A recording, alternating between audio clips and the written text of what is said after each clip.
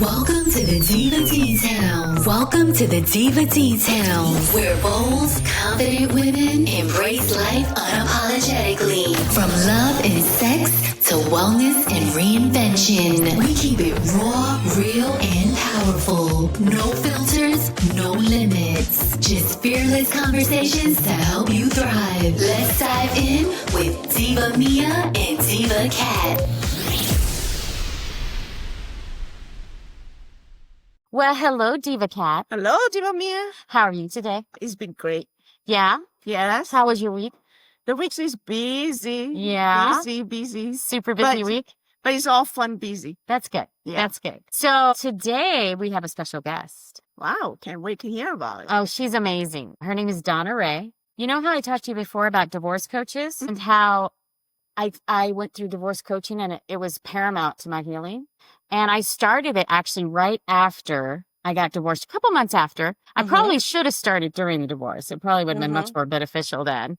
But I love this woman. She really does help you take wherever you're at, wherever you're broken from, and rebuild your life. Wow. That could be very beneficial for other women out there. It's amazing. It's amazing. And she's a therapist. She's also a transformational coach. Wow. And she created her own method called the Donna Rae method. She created her own? She does. She's helped thousands of women across the world. I will tell you, this is the mission. And that's why I'm so honored to be on this podcast with you is the mission. It's a soul mission now to reach hundreds of thousands, if not millions of women across the globe, to get this message, to activate their soul, to wake them up and to get them to a point of understanding that divorce is a catalyst to their highest well-being. It's not a punishment. It's an invitation to rise to their higher self. So it's time. I think that was letting us know that that's where we're going to be. No further introductions needed. This is Donna Rae. How you doing, Donna? Hey, I'm doing well. Thank you so much. I'm honored and blessed to be on this podcast with you. Thank you so much for thinking of me. Well, it's so glad to see you again because it's been a while. I'm an alum now to the Donna Rae It has been method. a little while since you graduated the program, and I'm loving. This is why I love these conversations. Is I get to see you thriving. I'm doing very well. I do still journal because that's part of the program as well, is to journal about your feelings and write things down. I still journal quite a bit. I know that you help people with neuroscience and deep healing, etc. And I think that the way that you approach healing from a divorce is unique. It helps people grow into the future and not look at divorce as the end, but just the beginning. Yes. Very well said. I think I could see you as a graduate of the program. You've done well. I know. So can you kind of tell us when is the best time to start and then take us from there as far as the program goes? Yeah, sure. So, when a woman is faced with divorce, what I think our friends and family inherently mean well, right? So what typically happens, you'll get a whole lot of advice and guidance from Aunt Mary and Aunt Sue and Sally and all of your friends saying you should do this or you should do this or he doesn't know what he's losing and you need to move on and you got to just get over it. And inherently, I think they're meaning well. The problem is what they don't understand is that actually is the worst advice that we could take. Because what we're doing is we're not actually addressing the real root cause issue. We're just burying the pain. And we're burying pain that is not even in our conscious mindset. So just like when you sweep dirt underneath the carpet, there's going to be a point where you can't sweep any more dirt underneath the carpet, right? Like you're going to go in that room and you're going to be like, okay, someone's going to notice like, oh my gosh, we've got a pile of dirt. What are we going to do with it? Same thing within our system. Right. So when you had mentioned before about the journaling piece is so incredibly important, not because it's trendy and not because everybody loves to do it. It's because we're actually connecting with our brain, connecting with the neural pathways, and we're creating a new pattern, right? A new pattern of thinking, a new pattern of being. So the first step isn't necessarily, I think there's a divorce journey. So let's put it that way. I think there's stages of divorce. Okay. So there's the pre-stage where, and you guys tell me, right, if you think this true. The pre-stage is where you're beginning to understand that there's something wrong here. Yes, I agree. Right? Something's off. Now. Mine went very quickly. Right. This pre-stage. I found out there was something going on and then 60 days later I was divorced. So. Yes. You're a little different. Most women will say, there's something wrong. And a lot of times there might be not a lot of times, many times we have family, we have children, we have jobs, we have connections that are all intertwined. right? So there may be something there, but we're not necessarily looking at it. We're kind of hoping it just goes away. Maybe we'll get better. Maybe I'll just handle and then all of a sudden you hear a lot of these things. Well, that's how marriage is and whatever. So you have that stage where you're thinking about it, which could last for you. Like it could be from finding out to something's wrong to divorce 60 days, or it could be 10 years. It could be 15 years. So that's like the pre-stage where you're trying to figure it out. And what you're realizing, and this is where my heart breaks, is there are men out there who truly want the marriage to work. Because I have colleagues and I have friends and I coach men as well sometimes, right? Because they truly want their marriage to work. So there are really good men out there who are willing to invest in their time. But the women that I work with, these are the women that typically that wasn't the case, right? This person wasn't ready and not willing to do the work. So a lot of times we're going to the therapist alone, right? And we're trying to heal a partnership, but we're doing it solo. And that's never good. It can never happen. So I find like the first stage of divorce and the first stage of divorce coaching, when you're ready for it, really, sometimes the beginning really is working with a therapist because we're emotionally not stable. We're all over the place, whether there's an affair, whether there's narcissistic injury, whether we're trying to figure out, like, is it just me? Because now there's gaslighting, there's manipulation, you're being told you're crazy, family, like all of this different information. So sometimes we just need to go to a therapist to get our ducks in a row. Does that make sense? Yeah. So do you start working with women then when they're with the therapist? Not until they've actually finally decided to move forward with the divorce. Typically, what I recommend, and again, this is why I say the stages, is when a woman is just, and I'm just going to use this for an example. Let's just say a woman finds out her husband is having an affair. Right. And let's say this has happened many, many times, and this is just the straw that broke the camel's back. Let's also say that this husband has either narcissistic tendencies or is a narcissist. So there's a lot of gaslighting going around. And not telling my story. I know. It's like, don't say it. Right. So now you're beginning to wonder, like, and maybe you've gone to the therapist, you've read the books, right? But there's still this, what do I do? Where do I go? And you're up and you're down and you just can't seem to make sense and you are emotionally unstable. And it's not because there's something wrong. And I want to be very, very clear. Being emotionally unstable is not a flaw. It is an emotional set point. Does that make sense? Yes. Every absolutely. woman and every man are going to have times in our life where we're really emotionally stable. And there'll also be times in our life where we're just not. And this is where we've got to get rid of the stigma of seeking help because our family and friends sometimes can't help us. They end up hurting us because they're giving us information that is not helping. So going to a therapist when you're emotionally unstable, that's where I would say is like, if a woman she can't think, she doesn't know where she's going to live, she doesn't know her financial situation, she's not sure what's going on, she's not sure if she's going to get divorced, if she's going to mediation, she's just beginning the process. I don't think coaching is actually the right tool for her. Therapy is, because she needs to become aware first of what is really going on, become aware of the information that she needs to know, because coaching is looking at the future, right? Therapy is looking at our past. It's understanding the patterns that we have. It's understanding maybe the trauma that we've all experienced as children or through our marriage. And that's really good data, right? But there also comes a time where we don't need any more data. We understand what happened. We know what happened, but now we want to recreate or we want to create a new, path forward. We want to create a new way of living. We want to create and take what the mess was and take that and make that into our miracle. That's when we need to go into coaching, which is the transformational part. Right? But if we're emotionally dysregulated and we can't see the forest through the trees, don't waste your money because coaching will not work because you can't get past that neural pathway. You're right. You can't get past the frontal lobe of the brain. Your brain is not looking to create. You are in 100% survival mode where you're always thinking about when's the next shoe going to drop? How is this? Am I going to live through this? I can't take this. I can't see clearly. Those are the red flags to say, okay, I need therapy. So when I went through the divorce, I had a therapist. Actually, I went through a couple because some of them weren't the best. You got to pick a good therapist. That's really important.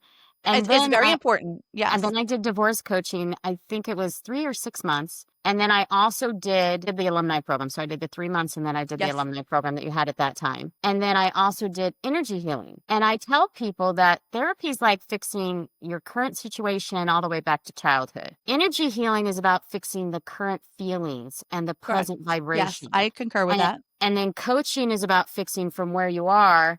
It's like almost like life coaching as well, transforming you into the person you always wanted to be. Maybe you weren't because you made yourself small in the marriage or whatever it was. Yeah, I'm going to add something to that, Maria, which is really important because I love the way that you said that. And there's also an addition, which is coaching is taking the energy part is taking the therapy part. And it's not only working on, again, creating the future that we want, but it's teaching you how to use the tools to get the outcome you want. Yes. Because you could say, I want a good relationship, and you could hire a coach, or you could hire someone, but if they don't know how to transform that subconscious brain, if they don't know how to teach you the tools on how to create the outcome you want, then it's going to be very difficult. So it's understanding. It's like when we were young, our parents and our family told us, okay, this is a car. This is how you get into a car. You have to step on this pedal to make the car go, and you have to step on this pedal to make the car stop. Some of us might got confused like me and maybe used the wrong pedals, but eventually we figured it out, right? So it's the same thing in this life. If we're not given the tools to say, hey, listen, here's what you're going to use to do this. Here's what you're going to use to do that. This is the tool that's going to get you here. This is the tool that's going to get you there. It's very confusing and it's very hard to figure it out because no one has taught us this, right? No one has taught us how to do this. When I was coming out of my divorce, I kept telling my coach, because it was one of your coaches, that I didn't want to get stuck. Yes. And I had met so many women that had been divorced for years, 5, 6, 7 years, and they were still stuck. In fact, the day I got divorced, I went to a restaurant, sat at the bar, and the woman next to me started up a conversation, and she's like, "Hey, how's your day?" I go, "Well, I got divorced today." And she's like, "So what happened?" So I told her. She's like, "Well, I can tell you're not healed yet." I'm like, well, I just got divorced today. And, it was a 60-day divorce. It was pretty quick. It's like, I might need a little time. It was so funny because she's like, well, grace. You're not going to be healed until you can stop talking about it, right? And then I was like, and then she proceeded, she's been divorced for 5 years, proceeded to tell me all the terrible things about her husband and all the things he did to her and how many times he cheated with so many different women. And I was sitting there going, wait, didn't you just tell me you're not healed? Right. And I go, well, you just told me all about your husband. She goes, well, you asked. I was like, no, I didn't actually. And that you just nailed what I see all the time is people giving advice to other people when they are not yet healed themselves. Yeah. And they're doing it. I don't think they're doing it intentionally. Like no one's waking up and going, oh, let me ruin this person's life, or, oh, let me give them bad advice. Like they truly are thinking that they're helping you. But that's why when you're going through a time such as divorce, see, when you are pregnant and you're beginning to bring a child into this world, you are given from day one, here's what happens, like the sperm meets the egg, and here's what happens when the egg gets fertilized. Then here's what happens day 1 and day 2 and day 3. So every day, okay, my baby's the size of a pea today, and this is what's happening, and this is what's growing. And then this time, this is the baby, and this is the size. This is what's happening, and this is what's growing. This is what's you could expect, before you have your birth. This is what's going to happen. So like what's going to happen primarily, you have a good idea. However, when a woman is faced with divorce, there's nothing. It's like a free for all, and it's astonishing to me because the statistics of divorce for first marriages are about 40 to 50% are first marriages, about 60% divorce rate for second marriages, and we're about a 70 to 80% divorce rate for third marriages. Wow. Now, the reason being, right, if we look historically at these stats, there is no blame, there is no shame, and there is no condemnation. But what's happening is women are looking to find their partner with their mind, not their heart, right? They're trying to figure it out using logic, but logic doesn't attract true love. Logic just attracts what you think you need and you want. But if you look at your track record, This right? is you. Yes. And if you look at your track record, you could look back and say, okay, that works in business, it works in survival, but it doesn't work in true attraction. So what happens is you go from one marriage and you attract the same partner in a different body.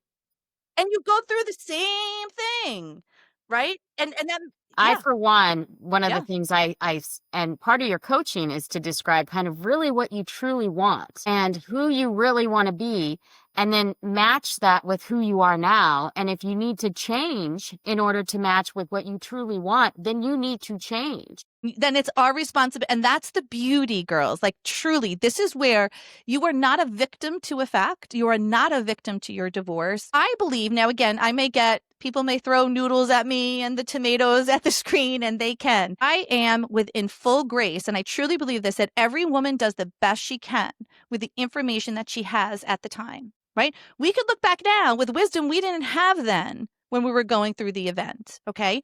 However, we do the best we can with that information. But at the end of the day, it is no one else's responsibility to make our life happy, to create the legacy that we want to leave, to be the woman and the impact that we want to have in the world, that no one else could take on that ownership except ourselves. So somewhere along the line, I say it's perfectly okay. Gosh, this stinks, right? Like this is not what I signed up for. This totally sucks. This is not where I wanted. And I could own that. And then I'm going to connect with God, universe, spirit, and source to send me the right people, the right coaches, the right paths, the right material to show me the path where I need to go in order to create this, because I can't place this responsibility on anybody else anymore. I've got to become the one. See, that's the true magnetic factor to attracting the right person who will last and who will be your partner for life, not just marrying your ex-husband over and over again in a different body. See, so many women will follow the advice that they were told of just get over it, just get out there again. You're fine. You're going to meet someone.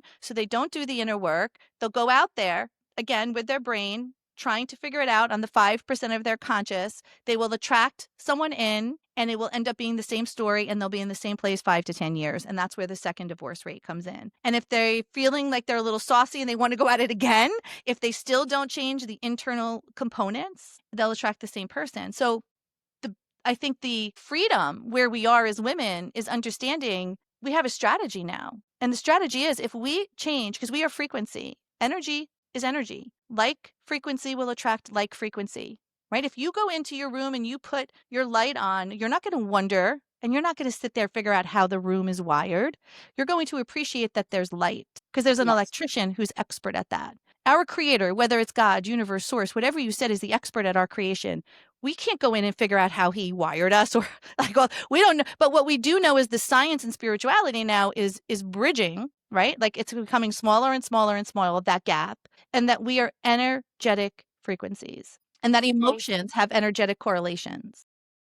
The coach said to me too, when she said that when you're determining your next partner, it's going to be different than your last partner. A lot of times we're getting divorced in our 40s and 50s, and the children, my children aren't grown yet, but the children are further along, and it's not like we're wanting to have more children. And so you're looking more for a life partner than a good father figure and a good sperm donor. Yes. No, it's 100%. And what ends up happening is so many women will remain loyal to the wound and not opening their heart to their future partner. Yep. Because healing is so important, because if you don't, you take all that damage to the next relationship and you're never vulnerable. You can't trust. I did tell my coach, I said, I don't know if I'm ever going to be able to trust again. And it's been, a year and a half now, and I've trusted a couple men. Yeah. It goes across all areas of life, Maria, too, right? Because trust is not just in the relationship. If our trust muscle is hurt, we may not trust a parent, a friend, a colleague, because we're not separate from it. So that when that trust muscle gets hurt, it not only impacts us on the relationship side, but it impacts us everywhere, because we don't trust life itself. We don't trust ourselves to make a good decision, let alone someone else. Yep. And the trust factor and the lack of feeling safe after a divorce, and then you go through all the stages of grief. If you could talk to that a little bit, because I know I'm not a crier, but because I'm a professional businesswoman, I've built businesses and companies, but I cried a lot. And the coach helped me realize I just need to let it out. And it's okay. I remember you saying on one of the coaching calls, sometimes you just need to go and cry. I call it my 48-hour pity party. Sometimes, because here's what happens. Women, and I say this again with love towards women, I am a woman, so I can understand it, and I own it. Women notoriously, and I think it's a notorious, but it also is a blessing because we were created this way. Women are created to bring people together, right? You give a woman an ingredient, she will make a meal. You give a woman a seed, she will make a garden. You give a woman, a family, and she will make a home. But that's just who we are, right? So in our brain, we're always thinking one step ahead. We're always thinking about what we need to do, how to keep it going, what happens. So we're always predetermining what the future could be. And we could catastrophize. And that's where it could go wrong, is we begin to catastrophize. We begin to kind of think about how everything could go wrong, where what we really want to do and what we really want to be able to understand and think about is being in charge of our emotions in the here and the now. being emotionally regulated, and understanding that we have the power, that once we change our emotional set point, we have the power now to create the life that we want. And it's not only creating the life that you want, I believe it's almost like, especially for women who come to me, I think a lot of the women who come to me have this mission inside of themselves to help others, their family. Does that make sense? Yes, Right? It's not absolutely. just a healing for themselves, it's healing a generational line and an impact. Yep. People may forget us when we pass. Like, it takes 2 generations, I believe, for families to kind of like forget who we are. But the work that you did and the work that we do here at the Donna Rae Method for Finding Love Again is meant to last generational impact forever. And I think I know it was kind of geared towards professional women, but I think it's actually good for any woman, not just professional women. Right. And we were talking, just to add, I know I might have got off track there. We were talking about the crying part. Mm-hmm. Going back to what we notoriously do, we have had to have been the strong one, right? We've developed a way of living and a way of being that if we let ourselves fall, that apple cart, we may not be able to get that apple back on the cart, right? It's like, oh my God, if I really let myself break, that I don't know if I'm going to be able to really get myself back together. And we're trying to keep our shit together from day to day. So it's like, oh my God, like how can I really do this? But the thing is, crying is actually something that is so healing and so cathartic. And crying is a part of what releases. So it doesn't mean that anybody's weak. It doesn't mean that there's something wrong. I actually love when women cry because it's a release. It's a release of what we deserve. And by the way, like yourself as a professional woman, we've had women who were CEOs, managers of health systems, psychotherapists, surgeons, dentists. Like, we have women who are incredibly intelligent. So divorce doesn't discriminate. It could go to the smartest and the most intelligent woman, and it could go down to a woman who is just beginning her journey and is inherently smart, inherently intelligent, but she's maybe just beginning her life.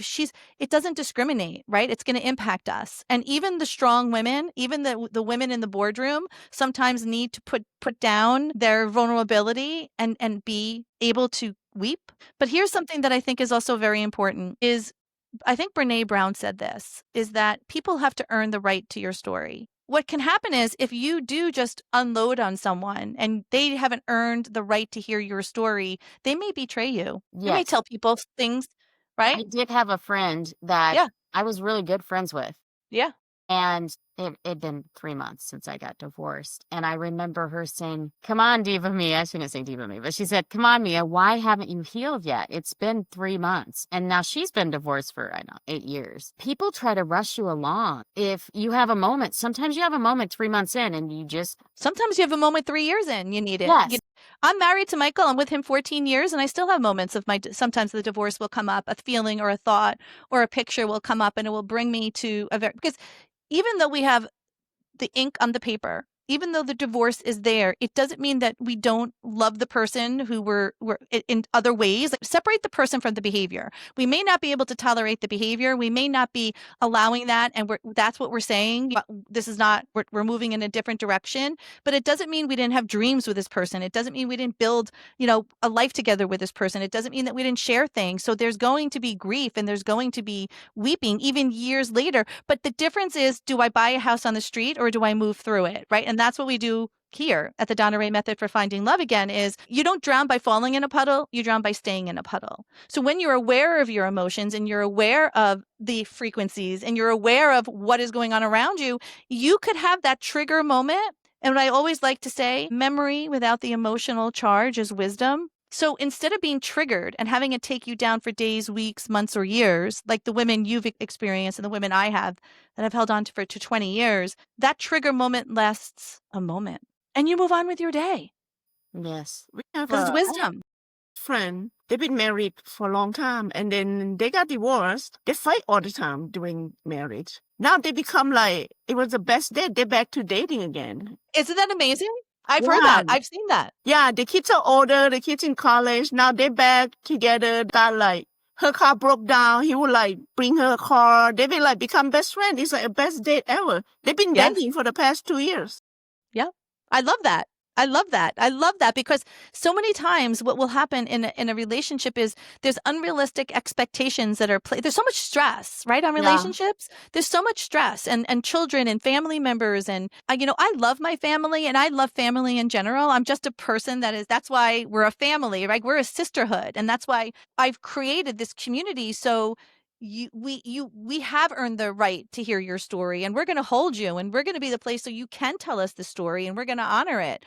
But going back to what you were saying about how they're best friends now, right, where they were divorced, is so many times family will come in or friends will come in, and there's so much conflict that's going on both parties. And there's just don't know what to do, so they fight with each other, right? Yeah. So instead of it being a collaborative marriage, it now becomes a competitive marriage. But when you release all of that struggle, now they can be friends and lovers again. Yeah, they call each other baby daddy and baby mama. I love it. I love it. Isn't it? They're better. So this is an example. They are better off divorced than they are married. Yeah, they only live like 2 doors down from each other. They were high school sweetheart though. This so is a new trend, I by think the way. that's Have what you it seen is. it? This new Well, trend? and talking a little bit to that too, I know that each group coaching call, we would have the ability to celebrate our wins for the week. Yes. And that was kind of a highlight for me because I actually did a lot of wins and I was working through things. I was very aggressive about my healing though. I really hit it hard. You were Yeah. definitely what I would say. You were dedicated, you were focused, and it was mission only. There was no Yes. other mission other than option A, right? Well, I have children, right? So I have children and I didn't like them seeing me messed up like that and broken. And for me, because I'm a sole parent, so I needed to be there because I was the only one that they had. They didn't go to their dads on the weekend like at other places or every other week. So it was just me. And I wanted to make sure that they would heal or see me heal and not stay broken as quickly as possible Mhm. because they weren't ever used to seeing me cry. Never. And so I yeah. needed to do that for them, not just for me too. You can rush Yeah. healing though. Well, I had a purpose, right? When you have a goal and you have a purpose, and my purpose was them, it gave me extra motivation.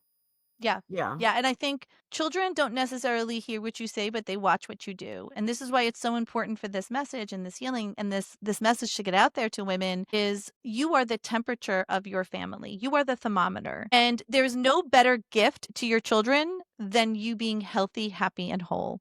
Like we think things would be great, like going on the trips and the Lululemon stuff and the the Yeti mugs and all of these things that we could buy for our children, all those things that sure, those things are nice. But children, no matter what age, again, 3 to 33 to 43, because we work with women all different ages, right? It doesn't matter. The best gift you could give your child is a happy, healthy, and whole mom who is living her life so the children don't feel burdened to manage your emotional set point, that they have to be your friend. They have to make you happy. They've got to take care of you. They've got to make sure that you have somewhere to go for the holidays. They've got to make sure that you're not happy and crying somewhere in the corner. That's a big burden to place on a family. Yes. And also it's highly inappropriate. Like again, when we think about it as a woman, there is again no shame, no blame, but that is like the worst thing we could do to our children is to place that responsibility on them for our happiness. Yes, I agree. We got to where we were because of our decisions and our choices, and we may not have known that we called in the wrong partner at the time. We didn't know it, but it's our journey to fix. It's not our children's responsibility at all. And do that speaking for about us. the holidays, because you have such a community, Yes. I ended up spending the day after Christmas and New Year's with one of the Yeah. people that I met Right? through This the is my group. thing. Well, it's so true. Our community is so strong that you could go in our Facebook group, our alumni Facebook group, and say, "Hey, I'm going to be in so and so town," and blah, blah, blah. And there will be a woman who will say, "My door's open." We go on retreats together, we travel together, because your divorce is just an event you've been through. It is not a life sentence, and it is not who you are, right? And it doesn't have to take 30, 40, 20 years. We could do it in 12 weeks, It right? is an amazing community Yeah. that you've Yeah. created, Yep. and with such strong women that I think that Yes. going forward, you will this is going to be a movement, not just a I'm so glad you said it. Yes, from your mouth to God's ears. Because in the past, I used to joke around, and I literally, and I understand now because the work I do and what I teach you and see. What I used to say is I am the world's best kept secret, in the sense that I could help a woman heal, Because I know when someone comes in to have a conversation with me and I'm truly listening to her heart, I will know if I could help her. And if I could help her, I will invite her in and I will work with her. But if I know I can't, I'm going to send her off to where she wants to go or where she needs to go to get the healing she needs. But I unwittingly was creating even though our community was big, it was still small compared to where it's going to go. Right. And I did that because I was also raising 2 children of my own. And I wanted to balance being a professional and being successful and running a business. But also, I'm true to my word. So if I make a promise, I want to be able to deliver on it. And I knew if I was in a room with millions of people like a Tony Robbins, going out to millions of people, then I wouldn't be authentic to the mission and the transformation that I could give. I wanted to be one-on-one calls with you. I wanted to be in those rooms with you. So I kept it a very small community as compared to where it's going. But now my girls are 25 and 22. One's a teacher, one's a nurse. So they're both in the healing professions, right? So we're all in that profession. But now is the time that God is calling me to take this mission, to take this message. And this has to become a movement because we as women must come together to understand that there's nothing wrong with you. You are not broken. There's choices and decisions that you made, the best of your ability that you realized not so much. And we're going to take those broken pieces and we're going to craft a very beautiful new vase for you to live life out of. Okay. And to give to the world. Right? So that was your ultimate goal of divorce coaching, to make like the beautiful ways out of it. Correct. Yes. So, yeah. Because here's what I don't know why, and this is kind of interesting as you asked me this question. I knew from a very young age that we're in a world that is a broken world, a very loving world, but yet broken. Meaning there's not many people that are your cheerleaders. When you're in school, you have parents and you have cheerleaders that say, great job. But most people don't get called in the principal's office to get a raving review. You're getting called in the principal's office because there's something wrong. Right? But when you leave the traditional school system, the world doesn't look at what's right. It looks at what's wrong. And you're being criticized and condemned and what you're doing right and comparison of who's doing what and who do I need to compare myself to and where do I fall in society and where am I included and where am I not included and all of these different pieces. And inherently, we think it's outside of us being included in certain communities or events or things. But the real shift is when you love yourself. When you love yourself and you activate your soul, you're on fire, girl. Like once I could do that for you, then you could take that fire and you could pass the flame to another woman who could then find her soul, because that's when we become alive. That's when we become like, yeah, sure, we care if someone says something mean about us or they don't include us in their games or whatever. Of course it doesn't. It's not like, oh, gee, great. Let me that feels great. No, of course it feels not so good, but it doesn't impact you. It doesn't stop you. It just, if anything, it fuels you to live deeper, to live more fully, and to be less impacted by the ways of others and to be more impacted by the ways of spirit. Your intuition. See, we've been broken down over the years as women to depend on someone else, to take direction from someone else, to be someone else's wife, someone else's mother, someone else's friend, to give all our time away for free, to donate, to do. But the one person that we have forgotten to take care of is ourselves. My husband always say, I'm the cause of the family. The what? The core, the main core. battery of the family. You are 100% the core of a family. We give, and I believe, and you guys tell me this too, for me as a woman, as a mother, I believe that's an honor. I wouldn't trade being a mother, and I wouldn't trade giving and nurturing my children, my family, my clients, my friends, because it is something that I honor and I cherish. And I've also learned to love me too, that I'm important too. And that my needs are important and that my journey is important. And that when I rise and I activate my soul, that energy now goes into my children, because your energy, by the way, just think about this.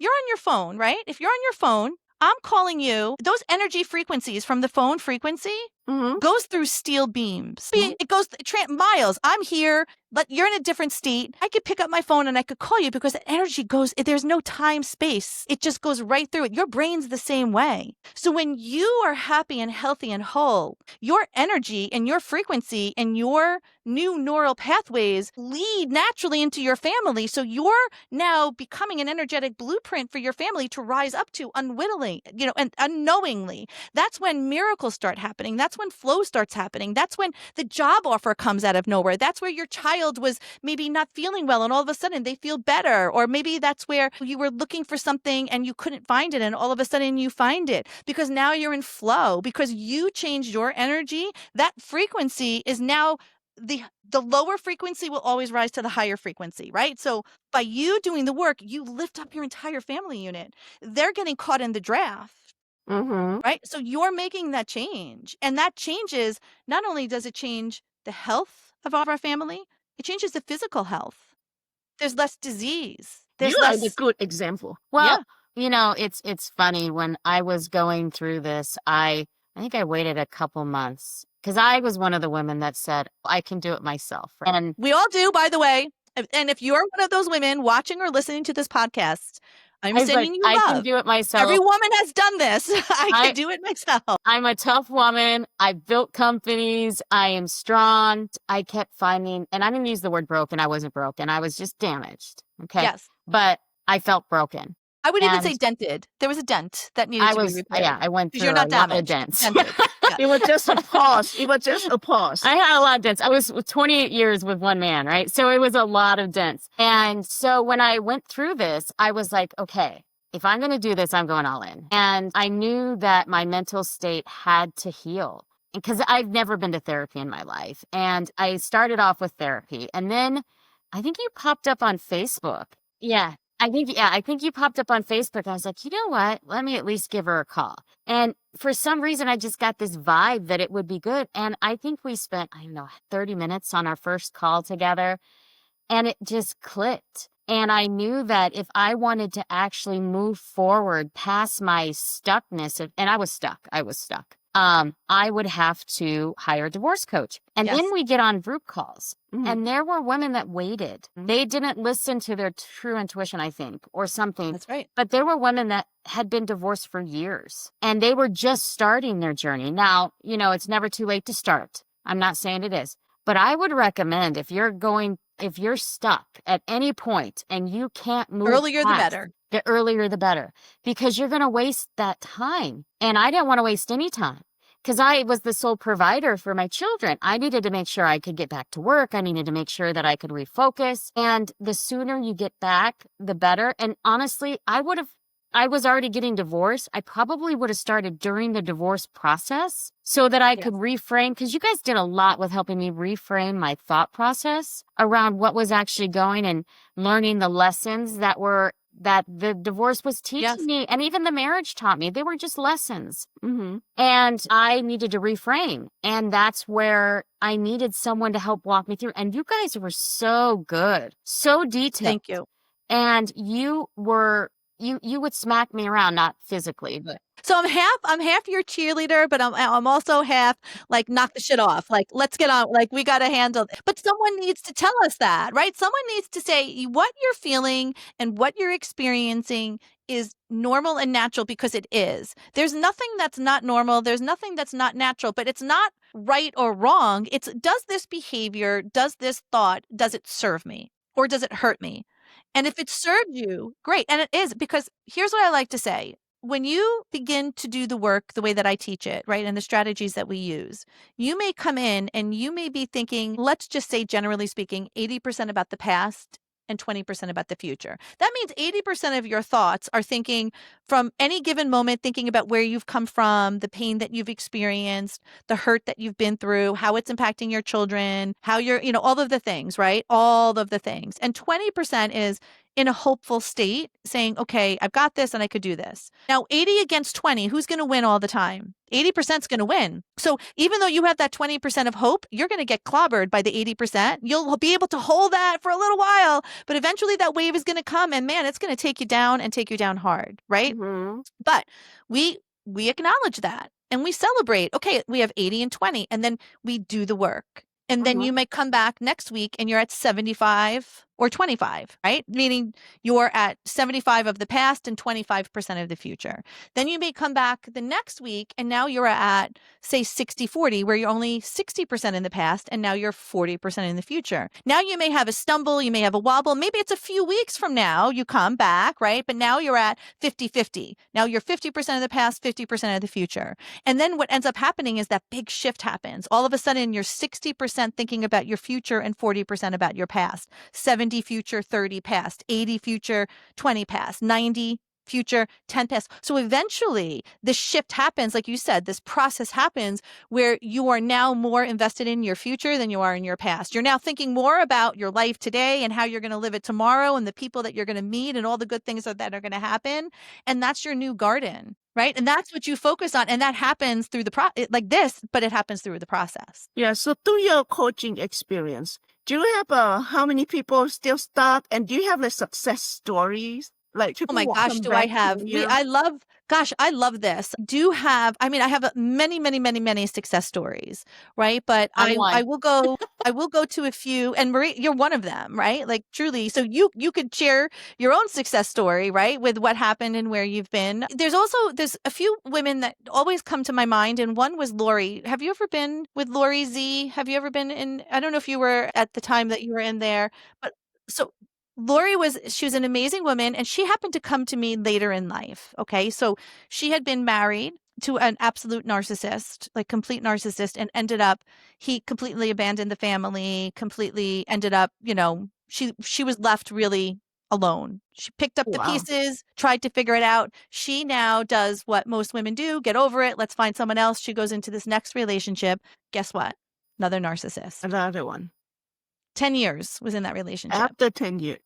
Now, the Wow. problem with the second relationship was not only was he a narcissist, but unfortunately, she was so deeply in love with him. Like the first husband, she wasn't so deeply in love with. It was more like, I'm almost like, this is terrible, but I'm free. Yeah. But the second relationship, she really loved this person. So it was heartbreaking. Like her heart literally broke, right, in this. So anyway, she comes to me, and at the time, she had also sold off a lot of her things, and she moved in with her son because they decided they were going to buy a property in California, and it was a growing suburb in California that they were doing as an investment. So they knew they were going to buy here for a certain amount of years, and then they'd sell, and then she'd get her half and he would get his, and they would go, kind of go on. But it worked out good for her because she needed a place to live, right? And she wanted to be by family. So long story short, she comes and she's doing the work, and she's handling and she's doing the work. But one of her things that she always wanted, and this is something that was so near and dear to her heart, she wanted to be married. She was a woman who wanted to be married again. Some of us want to have a partnership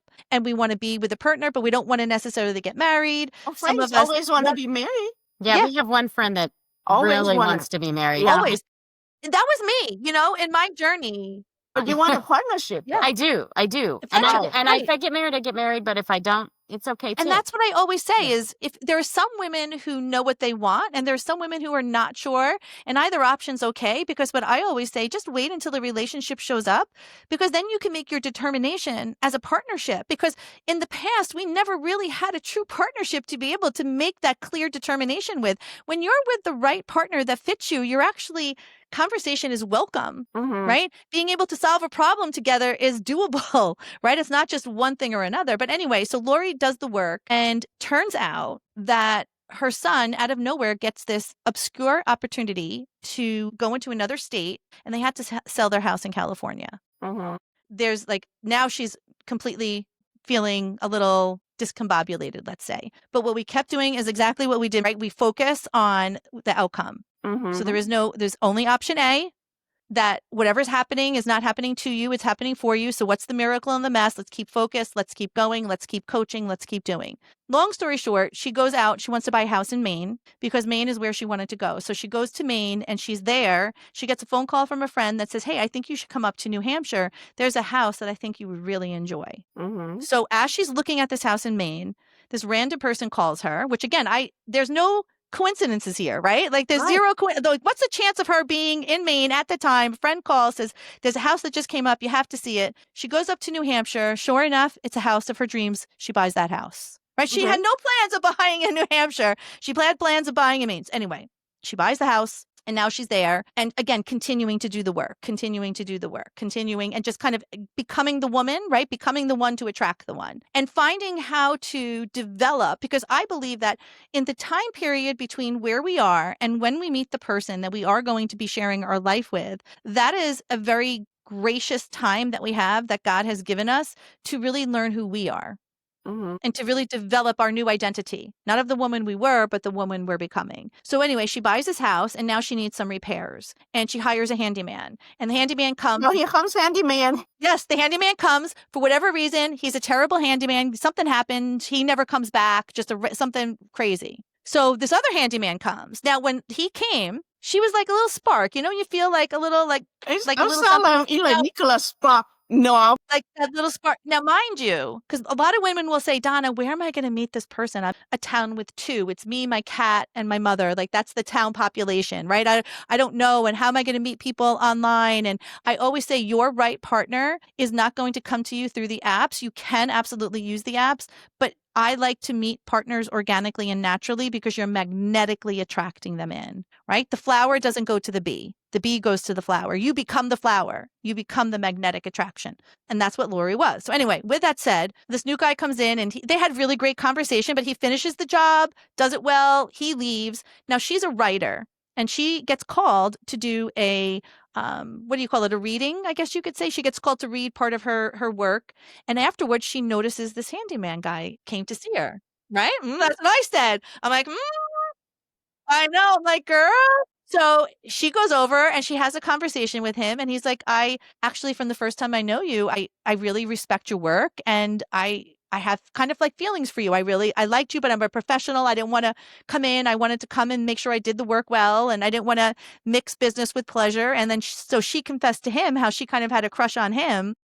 And she, on her 6th birthday, or that year she turned 70, they were married. Oh, that's super sweet. That's lovely. See, and they are, when I say to you, happy in love, happy in love. Yeah, they are, and she did not use the dating apps. She didn't go out there to try to find things. She continued to work on herself. She continued, even there were a couple of pity parties we had to deal with over the time, right? But we took the 48 hours, but that was just another layer of trauma that was coming up that we had to deal with. And then once that was done, maybe another layer came up that we had to deal with. But it was like that when she met him. And now, so that story always is going to be one of the nearest and dearest Maybe stories. that will be her next book.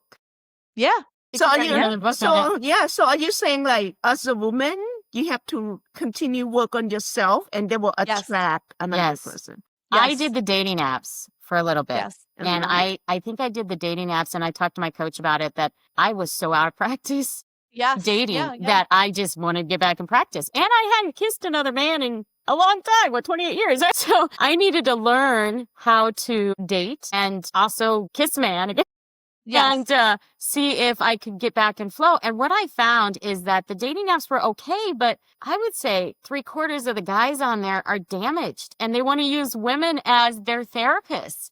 They don't want to pay for therapists. Yeah.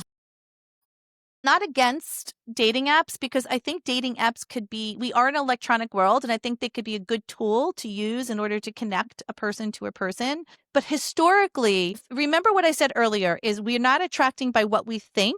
We're attracting by who we are in our heart and our energetic frequency. So if we're going into a dating app, we're using our brain to look at what his profile looks like. We're trying to use our brain to figure it out versus the heart. The heart. Right? And then intuition. So inherently, if you haven't done the work to heal your soul fracture and become the highest version of yourself first, where you truly are loving life. Like I have so many women who graduate the program who say, I thought I wanted to go right away into dating. I don't, because I'm loving my life so much. I want to enjoy this time, right? If you're not in that space, you will attract the men, right, who might be damaged, are looking for a therapist, looking for sex, whatever it is. And if you haven't done the work, that could be devastating to you because you don't have the resilience to handle the rejection or just the insaneness of someone who's not healthy, right? Because remember, hurt people hurt people. So now you have a man who could be hurtful. And if you haven't done the work in your value and your worth and your confidence, now here you go. Like, your ex-husband used to call you X, Y, and Z. You finally think, oh, I healed it. Now you go on the apps and you see the same thing. That could take a woman down fast. Well, when I was on the apps, I'm not really on them now anymore. Every time I'll turn it on for a day and I'm like, oh, I don't want to do that. But when I was on the apps, like every day, I would find that I would filter through thousands, and I'm talking thousands of thousands, because I'm in a bigger metropolitan area. And I would filter through thousands. I'd narrow it down to a handful, maybe a few dozen. And then from that few dozen, I talked to them on the phone. If they'd seem right, then I would go out for coffee or a meal or something. Yep. It's so funny because I was absolutely attracting similarities, because like out of 7 guys I dated, 6 of them wanted money and one of them was a constant liar. And I was like, wow, I mean, this is like, no. So then I decided to get off the dating apps. And the longer I'm off the dating apps, the more I feel like I'm in flow and my vibration is better. And I don't need a man. So I'm not really like, oh, I got to go find a man. But the men I'm meeting now seem to be higher quality than I was meeting on the dating apps, because there's a lot of men on the dating apps. It's just not such great quality. I think the men on the dating app, like you said, they're just looking for another type of therapy that they didn't have to pay for. Yeah, they're just looking for the quick sack or something, I think. But yeah, and I mean, listen, like if the way that I look at it is this way: if you're a good woman, right? You have a good heart. You've got you're successful at work. You've got good plans for your future. You've got good family and good friends. So there are men out there, just like you are, that are on that dating app, right? There are good men out there who are on the dating app. However, the majority of men are not. I agree. And they are, and if you haven't done the work on yourself to discern, and you go in dating without a strategy. See, what I teach you how to do is I teach you how to create your manifestation list. So you have a strategy of, this is who I am. This is who I'm looking for. And if that person is not meeting 95% of your list, you move on, right? You don't hope that we could change him or hope that things will change, or maybe I'll give him a second chance. That was what we used to do. And now it's more of like, we're removing the emotion, and I don't even call it dating. I call it data collection. I call it, when you're going out there and you're meeting people, it's data collection.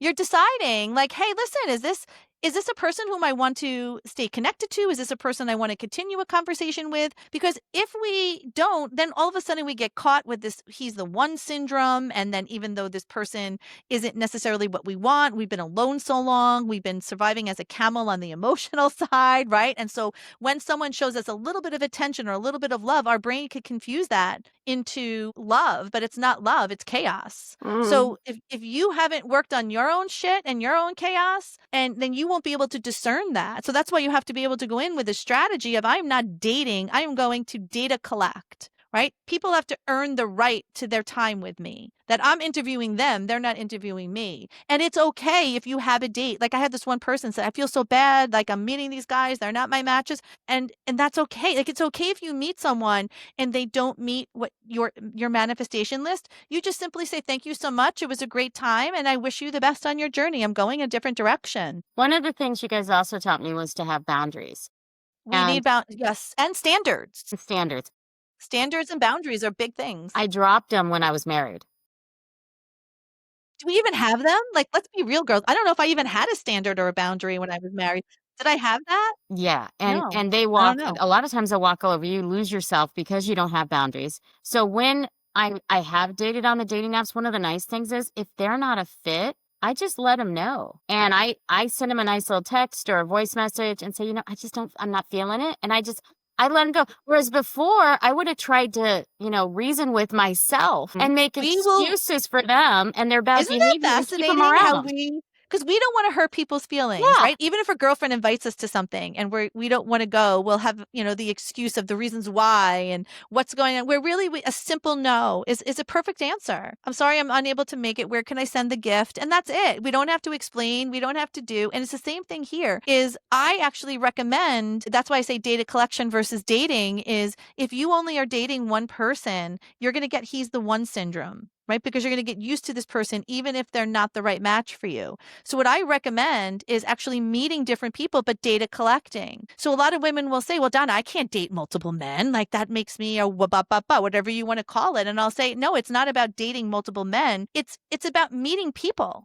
And even if getting the data, and I often say too to women, if you haven't dated in years, if you haven't dated since high school, right? If you haven't gone out there and met someone, start meeting friends first. Say yes to dates when a friend say, hey, do you want to do this or do you want to do it? Say yes and go out with your friend because there's no competition. You're not worried. So you could get used to going out again and used to getting on a schedule. And then again, data collection. You're meeting them. You're learning. You're making determinations. And what I will say is that in my kind of experience and even in my own experience, let's say we have our manifestation list, right? So it's not a manifestation list, it's a manifestation list. So for Michael, on my list was someone who was loyal, someone who was emotionally available, made over $200,000 a year, was honest, had friends he could since childhood, that I wasn't going to get pulled aside in a bar and saying, this guy's a real, you got to keep going. Like I would get pulled aside and say, hey, listen, this guy's a good guy. Like he's like, that's what I wanted, right? Someone who was on time, someone who was good with kids, someone who liked travels. And I just went down the list of all the things that were important. And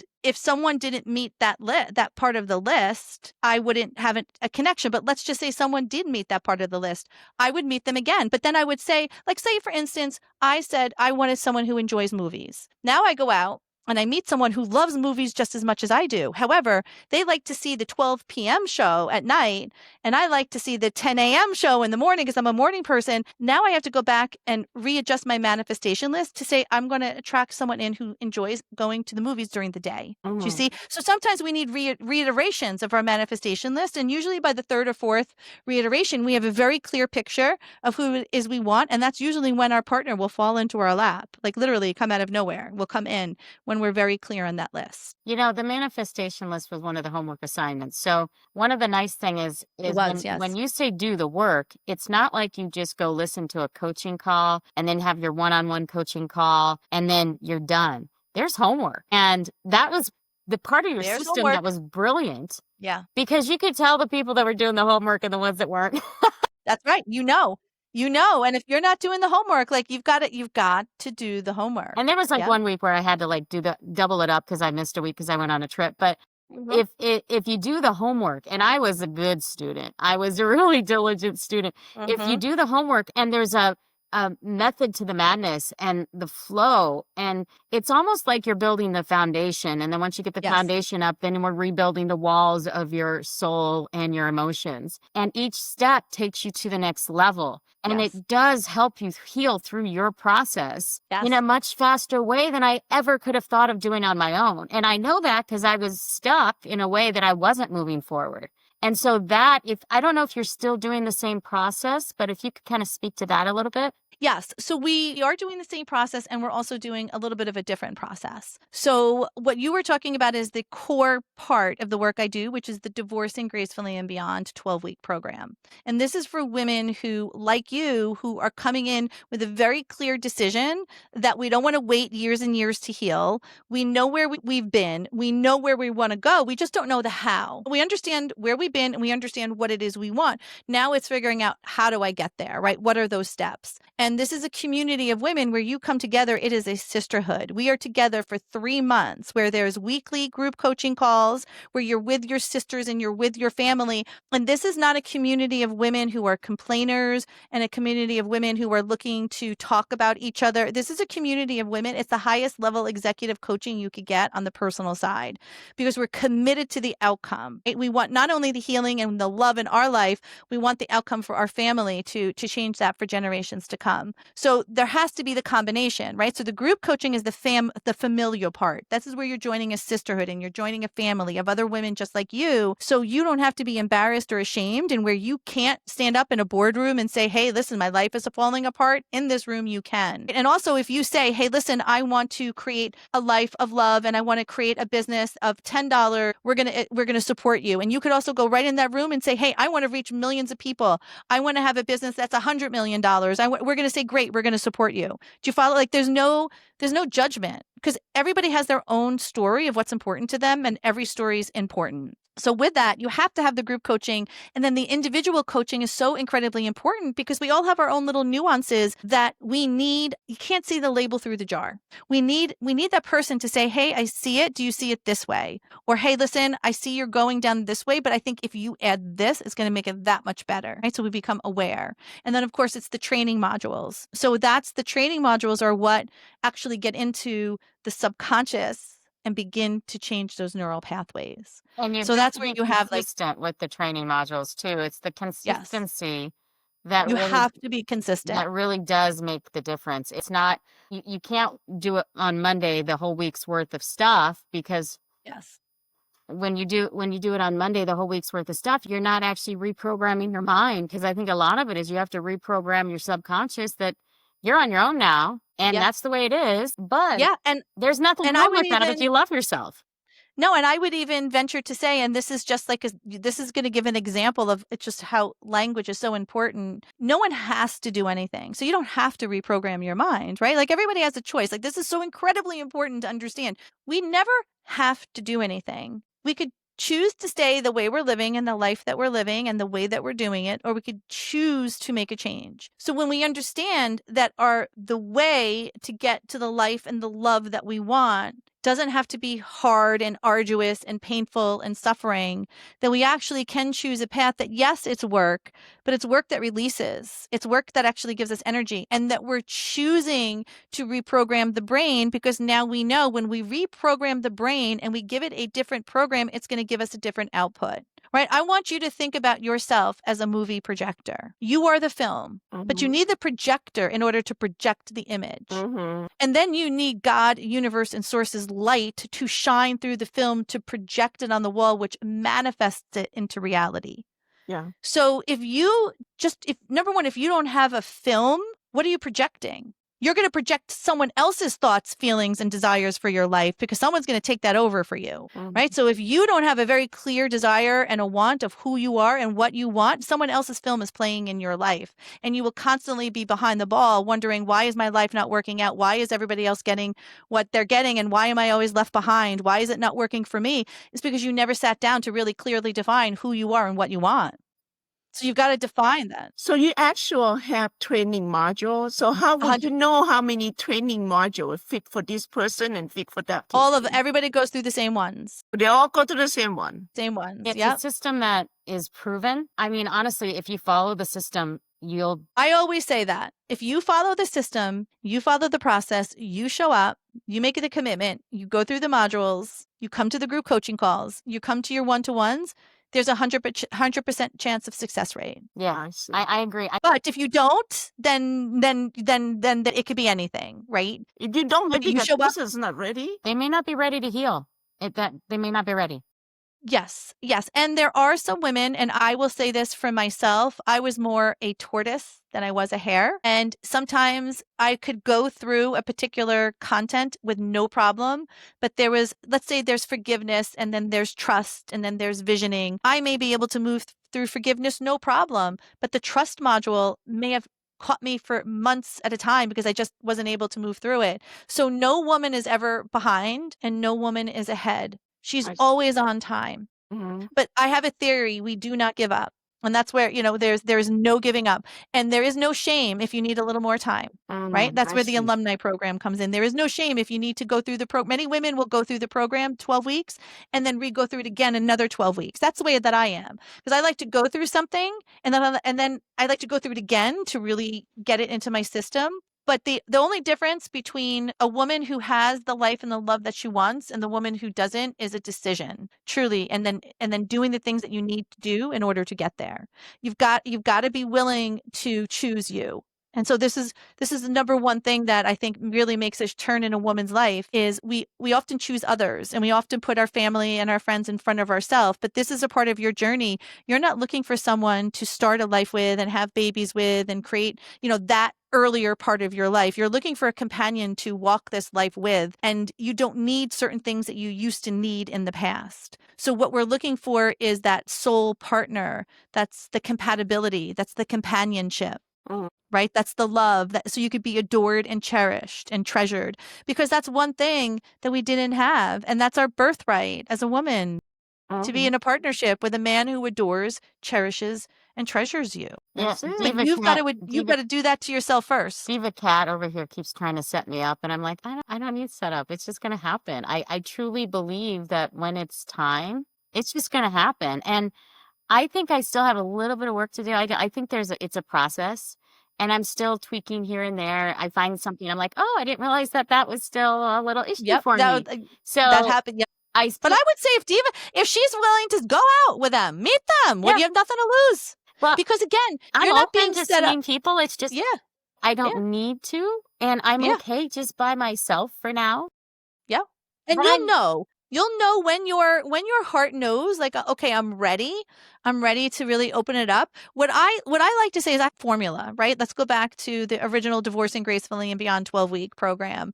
The formula is this: when we've done the work, let me actually take a step back, because I love metaphorical examples. This is where I get excited. So let's say we're a woman and we're in a human resource office, right? And we walk by a job posting, and the job posting has 10 qualifications. We have 9.5 of those qualifications. We will say, okay, I'm going to go and fix that 0.5, and then I'll apply for a job, right? No, The men, or we don't, or we just never even do, right? The men will walk by and say, same 10 qualifications. Oh, I have 3. Great. I'm going to apply for the job. They just do it anyway. So what I like to say is we don't put when we're ready in our own hands. What we say is, I have done the work, and God, universe, and source, I am ready when you are ready. And so my door is open. So I am not going to overqualify myself or underqualify myself, because we could forever not be ready or be ready. Do you follow what I'm saying? So when we just say, hey, listen,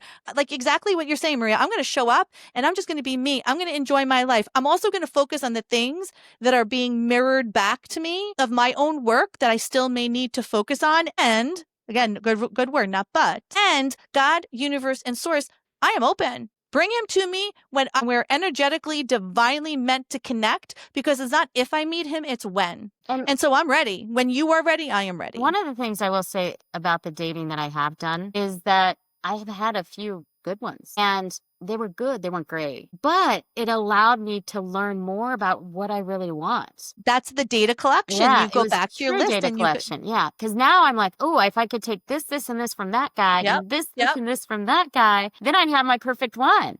So it helps me further. Yes. Yep. Going forward, do you see yourself ever coaching men? Yes and no. So there is and I have coached men, and I continue to on a one-to-one basis, right? I will work with certain men. However, my mission truly is a woman's heart. I believe I was here to heal the woman. So it's not like I can't, and it's not like we won't at one particular time, but right now that is not my focus. My focus is to heal the heart of a woman. I see. I have seen there's coaching programs for men, and they're more geared to coming back to their masculinity, which I am a big fan of, because I realized that I was very masculine in my last relationship because I had to be. Yeah, it's good for us to come to our femininity, right? So it's good for them to go to their masculinity and us to our feminine. Exactly. Yeah. I think the best relationship, especially for women who are successful at work, is you want to be able to hold your level of success at work and have your partner not be emasculated by that, and actually celebrate that and actually add to that. But then also when you're home, sometimes you need to lean into your partner and to feel safe that he's got you and that he's able to go tap into that part of you, right? And love you and honor you and cherish you and adore you in your femininity. Because as women, we need to balance that, right? The masculinity and femininity. You have to balance. I have to balance. It's all balance. Yeah. Yes, there really is. That balance is something that needs to be developed. It does. Right? I'm working on it. I went out with a man, Yes. speaking of the things that you like, who was extremely chivalrous and was very respectful. And it was a shock to me because I hadn't ever She didn't know how experienced to that. act. I didn't know how to behave. I think I did okay because you did good, but I'd never had that interaction before, and it was amazing. And I'm like, okay, whoever I marry, if I get married again, will have that quality. And that needs to be on the manifestation. And this is the reason why I say if we don't decide what our film is going to be, that space will get filled in, right? So Dave Ramsey, who is a gentleman who speaks on money and investing and how to save and how to live without debt, he always says if you don't tell a dollar where to go, it's going to find somewhere to go. Right. And if we don't tell our life and our heart and our love where to go, see, what no one has taught us, I think in our school and even as women, and not for the fault, because I just don't think people are woken up enough to understand it, is no one has taught us that we are to command our life. Hoping and praying is such an important part. I believe in hope and I believe in prayer. It works. However, we're not meant to just hope and pray. We are meant to command. And that means that I am waking up today with the command, God, universe, and source, that I am a woman deeply in love, a woman with a man who cherishes me, who adores me, with my kids who are happy, healthy, and whole, with God-like partners, serving life, healthy. They have communication. And this is where you begin to decide what it is you want your life and what it is you want your children's life to look like. And you command it. Mm-hmm. See, now the problem that we have as women, and I think just as humans in general, is we will go back in just like a chicken. You cannot eat an undercooked chicken. You will get sick, right? So when we put a chicken in the oven, we don't wonder if it's going to be cooked. We put it in a certain amount of time at a certain amount of temperature, and it has been proven to be cooked. Right? And so we don't have to open the oven 1,000 times. As women, instead of just commanding and learning how to command and state what it is we want and leave it, we will constantly go back and check it and wonder and reevaluate and re-say, I want this. Maybe I want this. It's not showing up this way. Maybe I didn't say it right. Maybe I should say it this way. Maybe it's not going to happen. Maybe it's not going to work. And we constantly second guess and we constantly go in. That chicken can never cook. That's right. One thing I learned though, like I've been married for 18 years. We've been together 25 years. You never second doubt on yourself. You will write that out, you will write that menu, and they're going to eat whatever you make. That's exactly it. Yeah. Girl, I love you. This is it. That's your life. Yeah. You're commanding your life. I am making one meal. This is the only option that I have. Yeah.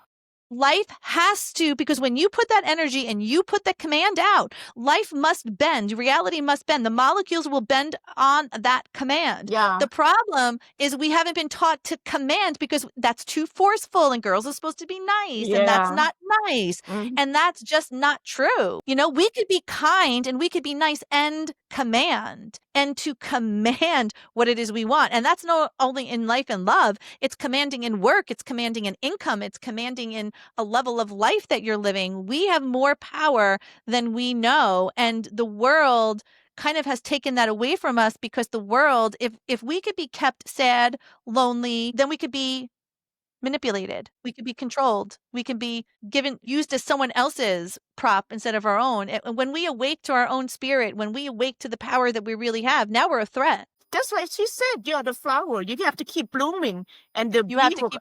will attack the bees. Donna, And now- the quality bees. Now we're gonna get really deep, girls. Are you ready to get deep on Donna, this one? I feel like you're coaching me again right now. Yeah. Yes. This is it. Because I have commanded my household. I have Yes. a very loving, happy Yes. family without my ex. Yes. And my Yes. children are Yes. very happy. And it's been such a wonderful household. And I think I haven't commanded that if I bring a man into it, and I think I had a fear that I don't want to disturb that household. And that's part of the reason why I haven't been jumping at dating a lot, because I have a happy life and I'm I gotta joyful. tell you, I didn't bring Michael into my house for at least a year or 2 years. Yeah. My kids never met him. Yeah. And I The think- only time they met Michael was when I knew we were going to be married and I knew he was the one, because I didn't need my children to see that, and my dating and my life was separate. Yeah. And there are a lot of women who like to blend the families. They like to bring his kids and your kids and all, because it just feels so nice. I don't necessarily align with that. I Yeah. think before you bring someone in, you really should know that he's the one. So Yeah. your dating shouldn't stop because of that. You follow what I'm saying? So you should date now and date a collect. And you don't have to worry about your house being disturbed because you're not going to bring him home Yes. for at least, like, I wouldn't bring it at least So you 6 know months for to a sure. year. I kind of have a 6-month Yeah. rule, and nobody's made it Yeah. to 6 months. Yeah, and that's right, exactly. And so going deep, and this is the part, and maybe like you were saying, like you feel like I'm coaching you, maybe this information is so incredibly important, is because most women will look at the flower, like we just said, right? We're the flower, we're going to become the flower and bloom so the bee could find us, right? Because flowers have nectar, right? We become magnetically attractive. We have this beautiful scent that's alluring to the right person, right? Which is what we want. However, our job isn't to focus on the flower. Our job is to focus on the soil that we're planted in. Mm-hmm. Okay? Because if you think about the seed of a flower, the seed of a flower is beautiful not because of the flower, it's because of the soil. Mm-hmm. Because it has the right nutrients, it has the right water, it has the right temperature. So our job as women is not to worry about the flower. Our job is to worry, are we getting the right nutrients? Are we getting the right sleep? Are we getting the right health? Are we working on the emotions? Are we getting rid of the anger, the blame, and the shame? Are we happy? Because that will produce the flower. See, the flower is the actual effect of who we are. Mm-hmm. So our job is to really look at our soil. And that's what I would say to you is, what soil am I planted in? And how am I treating that soil? Does that soil have what I need to be the best version of myself? And if not, then you add to the soil. Yeah. Because the flower will bloom. It also sounds like I need to redo my manifestation. 100%. I would say, I could tell you, can I pull some cards for you? Sure. Just from talking to you again, I haven't updated it in a while, and I've been collecting. I just haven't wrote it down. It's time to update. Yes. What I use these cards for, it's just a psycho-spiritual way to connect with angels, guides, and source, just to get energy and information that we made here. And I just find it interesting, but I'm just getting called to pull a card. But I could tell you intuitively, because that's the intuition side that I have. I built up my intuition over these years. You 100% need to do your list. I wouldn't even look at your old list. Just throw it away. Okay. Start fresh. Start new. Mm-hmm. You My need list to- is going to be completely different because when I made the list in the beginning, Yeah. I think that my ex had some influence on it too, and it was more Probably. of a list that was anti him. Well, what happens, and I'm glad that you said that, because this is where we could truly, as women, have this honest conversation without feeling like we're wrong or we're not smart or something's wrong. It's just honest. And by the way, 333 on my clock right now, which is God is with, like, that's an angel number, 333, which is nice. You probably created the list from the shadow side, not the light side. Probably. Mm-hmm. And again, no soil. No soil. And that's the beauty of the awareness of being able to see it and say, oh, wow, if I could create a list and still get some decent conversations with a list that was created with depleted soil, could you imagine? Yeah, where I could grow the into now. conversations and the connections I could have with a good soil list? Right? Because we don't look at what could go wrong. We look at what happens if it goes right. Mm-hmm. Right. You know, a lot of times, like, I don't want to do this, or I don't want to do that, or I don't want to invest in myself, and because this could go wrong and this could be bad. But I often say is, that's fair. What are you But doing what right happens if it now? goes right? You putting your cards? She's shuffling them. I'm shuffling the cards. Yes. So let's just see what came up. That's very interesting. This is very interesting. Okay. So the first card that came out is, we're all just imposters and own it. Meaning, to me, we all as women learn an identity. And many times it's an identity that we did not create. Someone created it for us. Yes. And we have masks Yes. that we show up with in life. And depending upon what group you're in and what community you're in, you'll put the mask on and you'll play the part.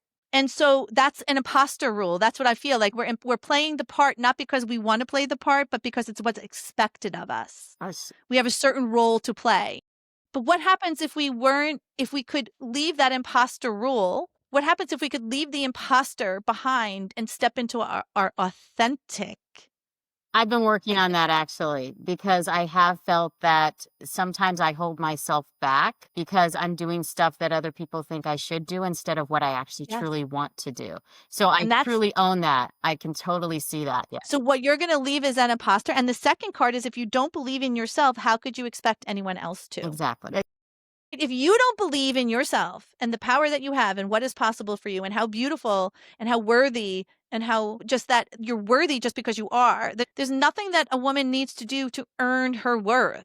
You are born out of love, and you are. Mm-hmm. Someone else has placed a value on you that you are believing, and that is not true. That's right. Somebody else need to find you as the love and how lovable you are. They are not Correct. supposed to. Correct. She's ready to be my maid of honor. And then it's remembering, and this is another important part, is when we're in this realm of divorce or separation or even relationships and marriages and making, because marriage is hard, it can be hard, right? Like it's anytime you're with another person, it could be so beautiful and it comes with its own, you have to learn your partner's dance and you've got to learn how to honor each other and learn kind of where you go to for certain things and where you don't, and allowing the person to be perfectly imperfect. Like none of us are perfect, right? So it's honoring that.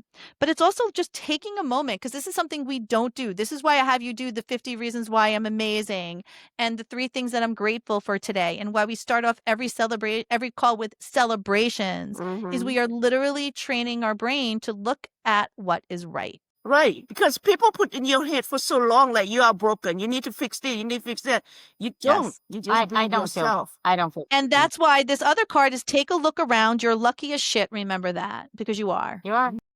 You are. There are women, and this is what if you are listening to this podcast, whoever this woman's heart is, right? When you're listening to this podcast, and I have seen it, I have seen women, and this is tragic to me, and this is why I think this message must get out there, is I have seen women go to their grave never truly being loved and never loving, because the fear, the worry, the doubt of doing the work or whatever, they just weren't able to choose themselves. And in this lifetime, their time expired here. Now, will they repeat it in another? I mean, I don't know. Well, who knows what happens once we pass, right?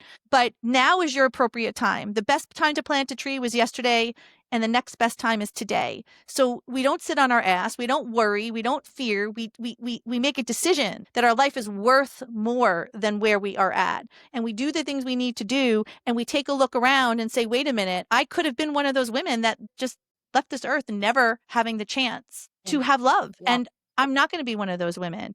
That I'm lucky that even though I'm not minimizing the pain or the anguish or the suffering, but I am celebrating it, because sometimes a woman, the divorce is the catalyst for her to wake up. It was. I was a zombie. I was a walking dead. I truly was. I was just going through the motions, just functioning and surviving. I wasn't thriving, and I was there. Yep. Become a true shell. And one of the things you had mentioned, the 3 things you're grateful for. So I've actually changed my whole family with this. So every night before we go to bed, each of us, me and both of my children, we do 3 things that went well today. Yes. And then we do 3 things that we're grateful for. And then 3 things that we want to manifest as if they have already occurred. Yes. And then 1 thing that went terrible today that we learned a really good lesson from. Yes. I call that Groundhog Day. Yeah. I love Groundhog Day. And it's when you look and say, what did I learn from this? Today? And then we pray. And it's we call it prayer time, but it's the whole process. And each of us goes through our things. Now, sometimes I will say they could just go through the motions, but on good days, they are just so grateful. And I will say the next day is even better. So it's impacted my whole family, and it has brought us closer together as well. And I think it's important the coaching doesn't just impact you, it's going to impact your whole family. And it might impact other their women. family. Because now they have become accustomed to this. This is their new normal. Yes. So when they go on, if they choose to be married and have children, they will follow the same practices. Yes. And they say, Mom, it's prayer time. They tell me, I'm like, oh yeah, you're right. It's prayer time. So yeah. That's awesome.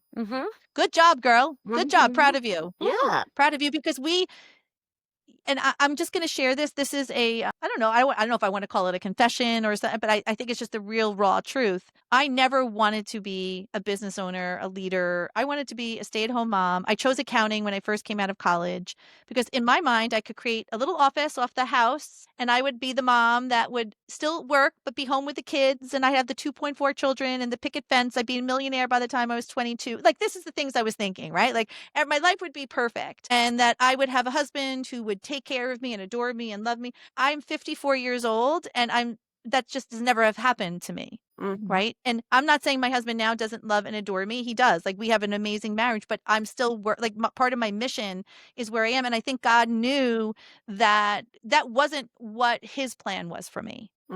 It was what my plan was. And when I surrendered to the real mission of what I was supposed to be doing, and not in a bad way, but a good way, that's when life really became good. A lot of times we think when we surrender, it's a weakness, but actually it's a strength. right? It's where life opens up, and it's where things happen, and it's where flow begins. It's where you see the So signs. You have to look for the signs and you have follow to, them. yes. And it's such a different place to be, because you may have a vision of what you think is good for you, but it's understanding that your intuition is always going to guide you in what is the best for you, the highest level. And it may not match what you think it is. And if you resist that, or if you fight it, you're going to have a miserable time. Yes. I feel like I'm reinventing myself as well Yes. Yes. into a whole different realm, into stuff that just makes me happy because I'm just following the signs and I'm going with the flow. And I've never been that way. It's so much easier. It is You know what? And easier. this is the part too, when you think about it, like when you follow your heart, and you follow the signs, and you heal your heart, and you're changing the family trajectory, and you see how it's impacting your children and family and friends, and you could look, and it's like it's easy. And you're like, wait a minute, I could get this outcome, and life could be this good without the trauma, without the stress, without the fighting, without all, like, wow, like I could really, it's almost thinking like, is something, it feels like upside down world. But It's like pinch the real me. truth is, this is the way life was supposed to be. Yeah. It wasn't supposed to be that other way that we were living. We just tolerated something for way too long. And Katana was blessed. Her and her husband, they have a beautiful marriage, but she waited. I think a lot of times we get married so young in life that sometimes people just grow apart too. Yeah. And then people stay in the marriage longer do. than its expiration date, whereas she waited. And then she found love in a true way. And she didn't think about it logically like I did. She thought about it with her heart. Well, and that's exactly what we teach at Divorcing Gracefully and Beyond, and the Donna Rae method for finding love. It's following that heart. It's when you can take the baggage off the heart. I have a little joke that says, I have a washboard stomach. I just have a couple of loads of laundry on it right now, right? It's the same thing with the heart, is that our heart is so open to guiding you to exactly the right path for you. But there's so many loads of laundry on it from past hurts, from people who weren't true to you. And we begin to make meaning of the situation. We begin to create the stories. And a lot of it's not based in fact, it's based in feeling. So when we could get rid of that, and we could recalibrate ourselves and realign ourselves with our true spirit and activate that soul, that vision is a crystal clear path.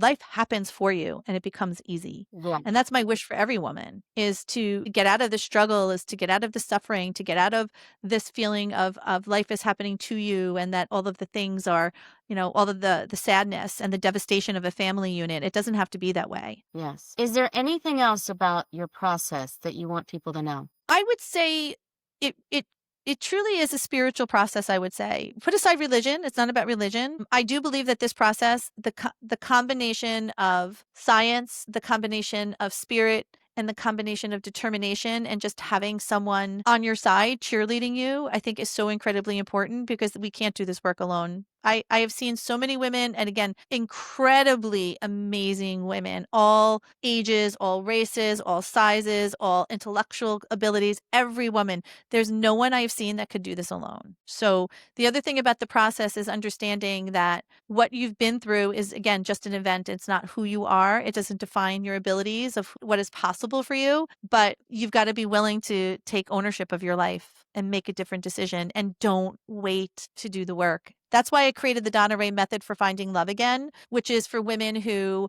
may not want to fully invest in the full 12-week program, which you have been through. This is a $47 a month membership model that has preloaded materials and trainings. And do you guys believe in this, about how just the frequency of a teaching could change a person, right? The frequency of sound and the frequency of a training and the teaching could literally begin to change the inside. That's what the Donna Rae method for finding love again is, right? If trainings are preloaded in this membership module, we have 2 calls every single month, but it's a great way to begin to expose yourself to this new way of being, that this can be possible for you, and you can get the training. And should you wish to go onto the one-to-one coaching, you just reach out to me, we get on a call, and then we decide what the next best step is. So there's 2 tracks you could go into. You could go into the one-to-one right away, or you could go into the membership Well, that's model. very affordable. I mean, honestly, if you think about how much money you're going to waste by not healing and being stuck, it's so much. I It's can't so even. affordable. Yeah.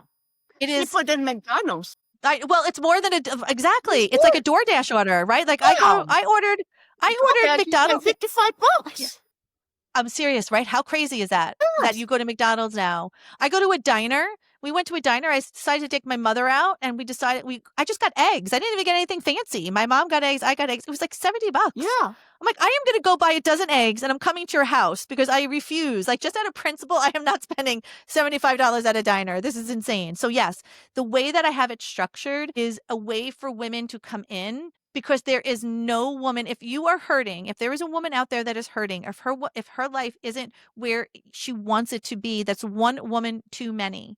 Right. And just as Jesus would have left the 100 or the 99 to go find the one, that one person is so incredibly important to me. And so I needed to, and this is where God sort of directed me and guided me to create this new model, because we are in a new earth, my friends. Like we're entering into a new timeline. We're entering into, so not so much information, but we're entering into a timeline of connection and transformation and awareness and fast transformation. Yeah, it is fast. Right. And so you don't have to, this work literally does not have to take years. You could heal in months. And I mean that, like literally in months. And Maria, you could attest to that. I Like, can attest to that. do not believe when people say, like, I know divorce care, and I'm not saying anything negative about divorce care, because I believe it has it has a purpose for certain people's life. But the first thing that they tell you when you go in there is you're broken, and that it's going to take you half the amount of years you were married in order to heal. Yeah, that scared me. That one quote terrified me. I'm thinking, Yeah. but to me, like, I honor a church, and I honor what they're doing because they're trying to help, but they're not giving correct information, right? Because that's just simply untrue. It's just because we have data to support that is untrue. Right. We could do it in 12 weeks, right? And so this is the reason why I went back to school to become a social worker and a therapist, and to blend all of the pieces, because I just didn't want to be a person who just hung up a shingle and said, I'm a coach. I wanted to be the person who actually had the training and the skills behind it to prove and to say, like, that's untrue. Like we could refute that because we have the data to know. So don't believe that. Yeah, I will Get say your butt. I didn't date into during the coaching at all. So What was that? I did not I didn't hear what you date said. during the 12 weeks. Right. That's another thing we asked not to do. We Not to asked you date. not to date because you're dating yourself. During those 12 weeks, you're dating yourself. But when I got done with the 12 weeks, I ran out there and got a date. Yep. And it was terrible. It was fun, but it wasn't You're the not best date. you're not alone. That's what so a lot of people will do the same thing. And granted, I did the same thing too years ago, right? But what I love about it is because you have done the work, and because you have a strategy, and because you have a structure, even though you went out there and you found, okay, this is not what I want, this didn't destroy you. No. It gave you information, and it gave you data to say, okay, I need to maybe not go from 0 to 100. I maybe need to like slow my roll a little bit. I need to follow, I need to go back to myself. I need to so it teaches you. It was right? it was And you a it was a learn. growth and a learning experience. And I took it as such. Whereas before, if it hadn't gone my way, I might have beat myself up. And I changed my mindset to now this is a I'm growth telling of you, me. girl, Mm. I don't know about this, but you are ready. I'm getting that intuition. I'm just telling you right now. Do not wait to date. Do not wait to data collect. Get out there. Okay. Well, I still out data there. collect. I'm not in a rush. So when it And again, happens, no rush. Yeah. Just what I like to say is if you're open to it, is allow yourself to do what I call my year of yes. And the year of yes is that if someone offers you, say, hey, listen, would you like to meet someone? I have someone, you say yes, unless there's something going on and you have your kids or something, right? Or if someone says, hey, listen, we're going to so-and-so's house. Would you like to come? And because most times we might say, I don't know. I've got a lot of work. I'm really busy and, kind of going by myself. Maybe next time. No, you say yes. If you have nothing on your calendar, you make the promise to yourself that you will go. yes, I'm data collecting Saturday. Yep. See? Good. Not There you dating, go. but data collecting. Data collecting. Because, and this is the reason why, right?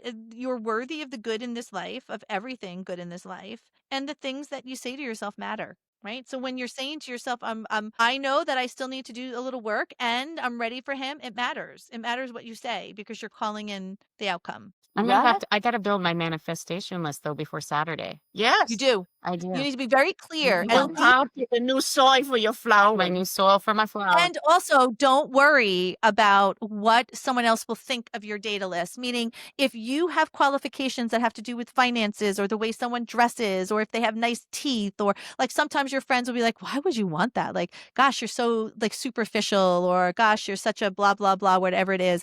Let other people believe what they need to believe. You share this list with no one but you and God. And so whatever is really important, because remember, if you have a desire for someone to be something, that desire is a holy desire, right? It is a spiritual desire. So if something's important to you, don't worry about someone judging you. Just put it down. So should I put and make sure everything it's down, there. even if should I only put the non-negotiables down, or should I just nice to Everything. haves as well? Everything. Okay. Everything. Okay. And here's how, because what's going to happen is as you're data collecting, you're going to keep that list. Now, my list, when I moved into the house, I had my data, I have to find it again, but I kept my manifestation list with me at all times, meaning it was in my wallet. So when I was online at the supermarket, I would pull it out, I would read it. When I was at the pediatrician with the kids and just sitting there waiting for the appointment, I would pull it out and I would read it. So you want to keep it with you at all times, but on this manifestation list, you want to write everything. And he needs to meet 95% of the list. That's the minimum requirement for you to have a second connection with him or to continue a relationship. 95%. Yes. 95. Now, mind you, Michael I think he met about 95%. And the one thing he didn't meet was height. Because in my manifestation list, I said I wanted someone 6 feet. I don't care about that. So I always wanted height. I'm open to any height. And now when I met Michael, he met my whole manifestation list, but he didn't meet the height requirement that I had. So I had to ask myself, is that a non-negotiable? And to me, it was not a non-negotiable. Yeah, I was it meets willing, everything else. right, to say, okay, he met everything else and his height wasn't important. It was because he brought everything else in. The height was almost like didn't even bother me. Right. But now, like, let's say that, maybe he was someone who had a past history of alcoholism. Now, my dad had gone through alcohol in my earlier life. And that to me was not, I just couldn't, that was something I wasn't willing to bring in. So like if he had said to me, he met 95% of my list, but there was one thing where he said, I'm a recovering alcoholic. I don't know if I would have, that would have been a deal breaker for me. I see. Does that make sense? And not because of the disease itself. It's because I didn't have the ability. I didn't do my own healing around it yet. I wouldn't have been a good partner to him because I was still traumatized by what happened to me and my family. Well, then I guess I have other healing to do because one of my deal breakers is I don't want a man that's cheated on his spouse or partners. That's a non-negotiable for me because I don't want to that would deal be with it. so if he met 95% in your list, but you found out. But see, here's the thing: like if he cheated on his wife, he's not likely going to tell you that. That's not something someone comes out of the gate with usually on a date. Hey, I cheated on my wife, so that's why I'm divorced. They don't want to right? tell you that.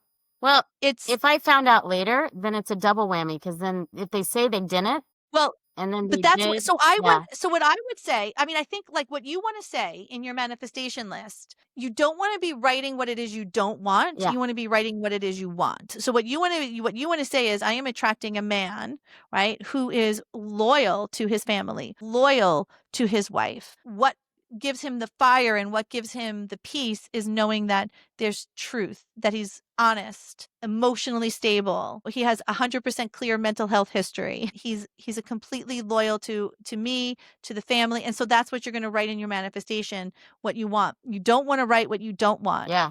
Because what the universe doesn't know is that you don't want that. So don't say I don't want a narcissist because you'll get a narcissist. And don't say I don't want an abusive man because you'll get an abusive man. You will get an abusive. That's right. Yeah. Right. So say that I want a loving man, a caring man that's You got it. emotionally stable, emotionally available. You got it. Yeah. That's right.